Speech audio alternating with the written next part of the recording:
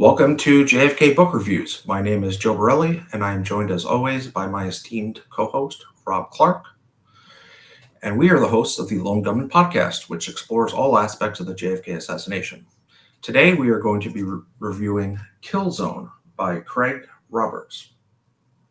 This book was published first in 1994 by Typhoon Press, an imprint of the Consolidated Press International, CPI.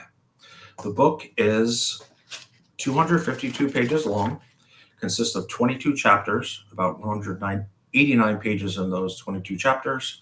He has an illustrations and appendix section, which is about 25 pages long and includes maps, autopsy diagrams, ballistic images, and copies of some documents. The appendix and endnotes section is about 17 pages long with 128 endnotes. The bibliography is about 5 pages long and quotes from other books across the JFK and military history spectrum. You can get this book on Amazon, paperback for $19.95, Kindle for only $3, and used copies start at about $12. So who is Craig Roberts? Well, he's an author of 9 books. He was a Marine sniper in Vietnam and a police sniper for 25 years. Some of his other books are Police Sniper and JFK, The Dead Witnesses, which he wrote alongside John Armstrong in 1994. Mr. Roberts had 18 confirmed kills in Vietnam and 35 probables, and I'm sure many more as a police sniper. In 1987, at a law enforcement convention in Dallas, he was bored and decided to check out Dealey Plaza and the 6th Floor Museum. So I'm just going to read a paragraph from the back of the book. In 1987, former U.S. Marine sniper Craig Roberts, a seasoned veteran of the Vietnam War, stood for the first time at the 6th floor sniper's nest window of the Texas School Book Depository. As he looked down into what was the U.S. government maintains was the kill zone used by Lee Harvey Oswald, he immediately knew that the Warren Commission's verdict that Oswald, acting alone from that position, fired 3 shots in 5.6 seconds from a bolt-action rifle, with the fatal headshot being the last shot fired, was a lie. Why? Because Roberts, a combat experienced marksman, knew that he could not have duplicated Oswald's supposed feat, even if armed with the modern sniper rifle he had used with devastating accuracy in Vietnam. And Rob, this book definitely has a conspiracy lean towards it. It's not a lone nut lean at all. And I'll hand it off to you. Thank you, Joe. Now, when Craig Roberts wrote this book, I think he was trying to share with everyone his feelings about his take on being such a trained sniper with 18 kills in Vietnam, being a police sniper for 25 years with God knows how many kills. His expertise on the subject. Now, as you can see here, Mr. Craig Roberts is highly decorated. Highly decorated. He's very credible. And the book itself starts us off in Dealey Plaza in the kill zone, jumps right into action. And he kind of shares a lot of things with us that normally people wouldn't think about. Being an unexperienced shooter, allegedly Oswald on the 6th floor of the School Book Depository is sitting up there waiting, right?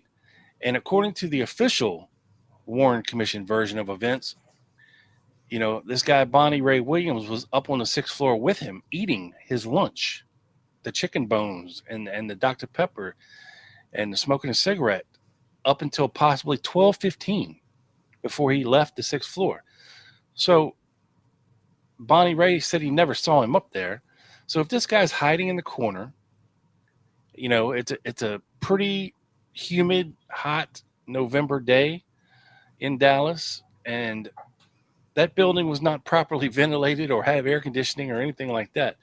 So this guy's up there sweating buckets probably. He's never done this before. He's never killed anybody before.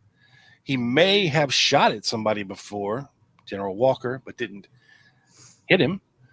We don't know for sure, possibly. But you have to imagine that this young man who's never done this before is sweating his ass off up in the corner of a building, waiting. Sweat's getting in his eyes, hands are clammy, things get slippery, and then all of a sudden, here it comes. And somehow he manages to pull off a feat that many, many trained snipers can't do. Now, as far as the rest of the book goes, if you just had that part, it wouldn't be a very long book. So, of course, Mr. Roberts decides to go into different areas of the assassination, like the medical stuff, some of the ballistics, some of who he thinks were the shooters, possible CIA connections, hell, even Roscoe White's thrown in the mix, of course. But we have to remember, this is the 90s. This was 30 some years ago. They had to work with what they had to work with back then. The writing style, I really, really dug it, Joe, because it was like written as a first person perspective. So you kind of felt like you were right there with him, which was really neat to see. He didn't write it from like a 3 mile high view. Like he was writing about what he knows and what he feels, which I really appreciated in this book. I thought the book was well written. It's 5 pages of sources. I think the book was well edited, and it was reprinted over at least 4 times. And who knows how many after that. That was just in the 90s. So overall, we have this perspective that you don't have to agree with, but you have to appreciate. So, Joe, if you could give us your brief feelings on the book and give it the rating. Sure. So, I don't know of another JFK book that was written by a sniper and an accomplished sniper. So there's definitely a lot of value that he provides, value added. Like you mentioned, he does kind of go off on some tangents. There's chapters on Watergate, Operation Phoenix, who did it, who funded it. I almost wish he would have kind of stayed in his sniper lane a little more and just really hammered down on that.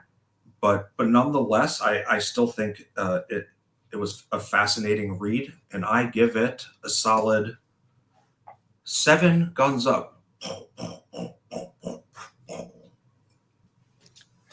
How about you? Well, I'm right there with you. I enjoyed this book because it's not your typical assassination book, which I can appreciate. And again, the perspective is a unique one. It's not like we're getting a lawyer writing the book, or we're not getting a doctor writing the book, or we're not getting, a ballistics expert writing the book, or we're not just getting a very smart, scholarly guy writing the book. We're getting a very unique perspective written in first-person narrative, and I really enjoyed it, although I didn't really share his findings and his conclusions. I think he worked with what they had to work with back then, like I said. And overall, Joe, I would give this book a 6.5 guns up. And yeah, that's Killzone by Craig Roberts. Yes, thank you everyone for joining us, and tune in next week for the next episode of this series. That's right. And if you dug it, hey, we also do a podcast live every Friday night, 7 p.m. Eastern here on YouTube, and Wednesday night, 7 p.m. Eastern for our channel members. So if you dig it, go check it out, subscribe, become a member, and we'll see you then. Peace. Thank you.